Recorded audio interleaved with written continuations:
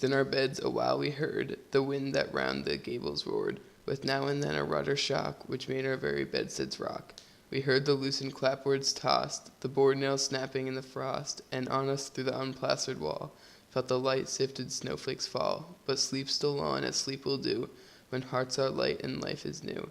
Faint and more faint the murmurs grew, till in the summer land of dreams they softened to the sound of streams, low stir of leaves and dip of oars, and lapsing waves on quiet shores.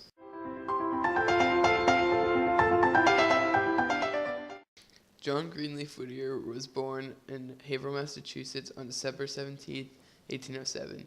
He grew up on a farm in a household with his parents, a brother, and two sisters. Their farm was not very profitable, and there was only enough money to just get by.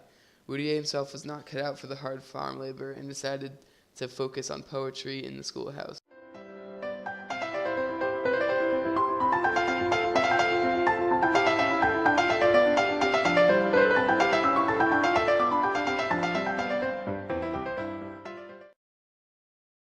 Whittier was first introduced to poetry by a teacher. Then later in life, he attended the recently opened Haverhill Academy. In order to raise money to attend the school, Whittier became a shoemaker. John Greenleaf Whittier had a huge effect on slavery. One could argue that if he didn't write his poetry, there might still be slavery. One example of why this is true is because his poetry got word around the world.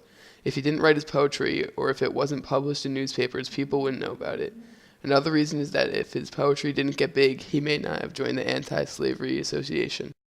One other reason Whittier affected slavery was because during the election versus President Lincoln and John Fremont, Whittier convinced John Fremont to back out of the election, which caused President Lincoln to win, and overall President Lincoln was the one that freed the slaves. John Greenleaf Whittier also had a huge effect on the economy. When he wrote his poetry, more people realized slavery was wrong. This caused people to start wanting slavery to end. That caused cotton prices in the South and the plantations to go up. When the prices went up in the South, the mills in the North made less profit because they couldn't afford the cotton. Also, his poetry attracted a lot of tourists, which also brought in more money. Whittier published one last book before he died, and it was published secretly. This book is known as At Sundown. Low in the east against a white, cold dawn, the black-lined silhouette of the woods was drawn, and on a wintry waste of frosted streams and hillsides bare and brown, through thin cloud films a plaid ghost looked down, the waning moon half-faced. Whittier spent the last few winters of his life from 1876 to 1892 in the home of his cousins in Danvers, Massachusetts. Whittier died on September 7, 1892 at a friend's home in Hampton Falls, New Hampshire. He is buried in Amesbury, Massachusetts.